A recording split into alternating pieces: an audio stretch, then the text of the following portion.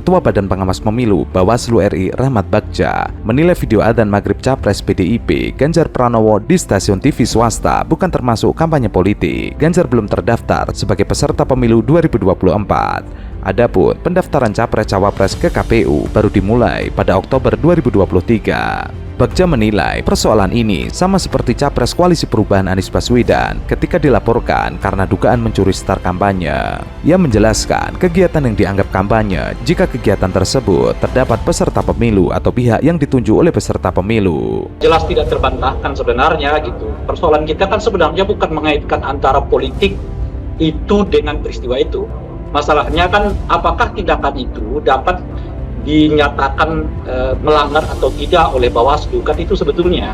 Nah, saya mengatakan masalahnya bukan di soal nggak ada aturan, masalah di kita itu adalah soal bagaimana mindset Bawaslu-nya sendiri untuk menegakkan apa yang disebut dengan peningkatan kualitas demokrasi. Sepanjang ini Bawaslu punya kemauan melakukan itu karena peristiwanya bukan kali ini saja, udah berulang-ulang peristiwa yang kurang lebih sama dengan peristiwa ini terjadi, dan di Bawaslu lewat aja karena mereka mencari pasal yang memungkinkan untuk tidak ditindaklanjuti daripada mencari pasal yang memungkinkan untuk ditindaklanjuti. Sekarang bagaimana kasusnya? Pertanyaannya, itu pelanggaran atau tidak? Pertama, pada saat ini PKPU 15 tahun 2023, ya kan, mereka itu dan juga bersama tahapan yang ada, belum ada baca pres sampai dengan sekarang ini bahwa beliau ini peserta pemilu suka satu, ajangannya tidak ada. Kemudian menawarkan visi misi ada nggak? Tidak ada juga kan. Nah itu agak sulit untuk menjelaskan. Yang lakukan saya kira memang benar apa yang disampaikan tadi saya dan Mas Rai. Nah, agak kesulitan Bawaslu untuk menjerat ya ini menjadi pelanggaran kampanye di luar jadwal ya. Karena dari sisi satu subjek sebagai peserta pemilu Pilpres itu belum ada penetapan. Tetapi sekali lagi tadi saya katakan, kalau ini kemudian ada simbol-simbol partai ya di dalam, maka Bawaslu harus melakukan tindakan. Karena apa? Sudah ada partai sebagai peserta pemilu sejak tahun 2022 kemarin sudah benar penetapan. Artinya subjeknya itu sudah ada. Tetapi kalau subjek pasangan calon presiden belum ada, kita nunggu nanti pada bulan Oktober itu kan. Tetapi saya kira Bawaslu tidak hanya berhenti di situ. Tadi saya sampaikan ruang lain yaitu di Undang-Undang Penyiaran ya, lembaga penyiaran yang harus dilakukan klarifikasi terkait konten ini ya. Karena apa, sekali lagi lembaga penyiaran ini membawa amanah ya. Frekuensi itu milik publik ya, bukan hanya milik satu golongan dan sebagainya. Oke lah, Perindo menjadi bagian dari partai pendukung Ganjar. Tetapi TV-nya ini adalah menggunakan ruang frekuensi publik yang harus dipertanggungjawabkan pada publik, artinya harus berlaku adil tadi. Sementara itu, Sekretaris Jenderal PKS Habib Abu Bakar Al-Habsyi turut mengomentari bakal calon presiden PDIP Ganjar Pranowo yang muncul di dalam video adzan pada televisi swasta. Menurut Abu, apa yang dilakukan oleh Ganjar sehingga muncul di dalam video adzan adalah upaya dalam berpolitik. Video Ganjar yang namanya usaha dalam politik.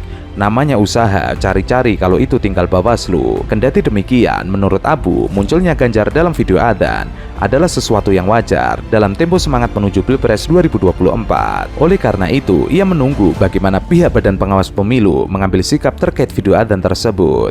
Kita lihat saja, tunggu saja. Ia tidak mau memberikan beban dan mengambil sikap, kasih beban biasa saja. Dan positioning beliau kan, dengan segala hormat saya kurang pengetahuannya, tapi kan masih sebagai masyarakat biasa. Berbeda dengan bendera. Bendera kan clear. Kalau bendera itu clear, nggak apple to apple juga. Kalau tadi misalkan Mas Ganjar, Pak Ganjar kan dia tanpa atribut juga, masih sebagai warga biasa yang belum didaftarkan. Bayangnya sih kita nggak usah masuk ke posisi niat masing-masing. Kita udah bahaya kalau kita ngomongin sesuatu masuk kepada potensi niat. Potensi niat itu mendingan kita jadiin doa. Mudah-mudahan dia terus begitu. Nah kalau terus begitu kan cakep. Mau nggak mau ya Indonesia adalah negara yang agamis. Insya Allah mudah-mudahan kita akan melihat bukan sebagai pencitraan, tapi sebagai doa kita bersama. Itu mah identitas politik. Politik identitas itu kan kalau ngancem-ngancem kan. Kalau nggak milih ono ntar jadi begini, kalau nggak milih ini ntar jadi begitu. Kan nggak ada ancaman, nggak ada apa.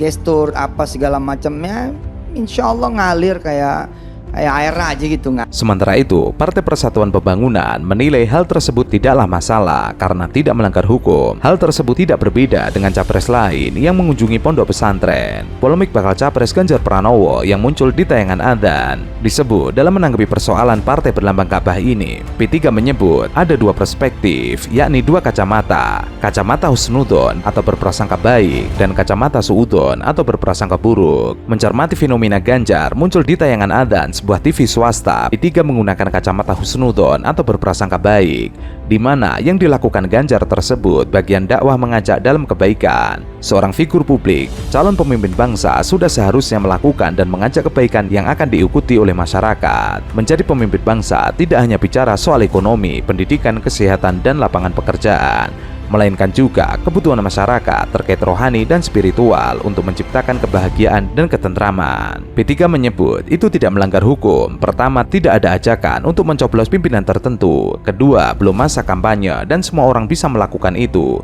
Apalagi seorang tokoh tentunya sudah seharusnya seperti itu. Nah, inilah yang kemudian diduga politik identitas. Padahal menurut saya selama itu nggak ada reward and punishment, nggak apa-apa. Yang Pak Ganjar ada di azan, iklan azan itu, menurut saya nggak apa-apa, karena saya sarankan ya untuk adik-adik di sini dan seluruh warga negara Indonesia, kalau pilih pemimpin, pilih presiden, itu bukan ada atau tidak dia di tayangan, tapi pilihlah presiden yang bisa bikin tabungan kita nambah. Menurut saya jangan kemudian goreng-gorengannya itu agama lagi. Capek kita sedikit-sedikit ada ini goreng agama, goreng agama. Bahkan Menteri Agama belum apa-apa bilang bid'ah gitu kan. Jadi walaupun bercanda tidak seharusnya dilakukan oleh walaupun bercanda itu tidak dilakukan oleh Menteri Agama gitu. Muktamar tidak akan mengambil bagian dalam kontestasi politik. Bahwasanya seluruh pengurus NU dan termasuk seluruh pimpinan Banom-Banom dilarang untuk melakukan kampanye atau memberikan panggung kepada calon presiden tertentu. Kita adalah ormas keagamaan yang berfokus pada kegiatan dakwah, kegiatan sosial, kegiatan keagamaan, dan sama sekali bukan ranah kita untuk berbicara membawa NU ke ranah kontestasi Pilpres pada saat yang akan datang. Jadi akan diberikan sanksi kalau memang pengurus NU, Ketua Umum PBNU sudah menyatakan bahwa akan diberikan sanksi kepada pengurus NU di semua tingkatan yang membawa NU ke pusaran konflik dalam kontestasi Pilpres. Itu akan sulit sekali saya rasa ya. Nah, itu dukung-mendukung politik itu juga dalam arti apa? Kalau misalnya ada misalnya ya, salah satu pengurus teras NU kemudian masuk atau mendukung salah satu capres gitu, ya itu kan silakan saja, NU punya aturan. Nahdliinnya itu menurut saya akan sulit untuk disanksi. Karena Nahdliin kan per orang gitu, tidak dalam kapasitas pengurus.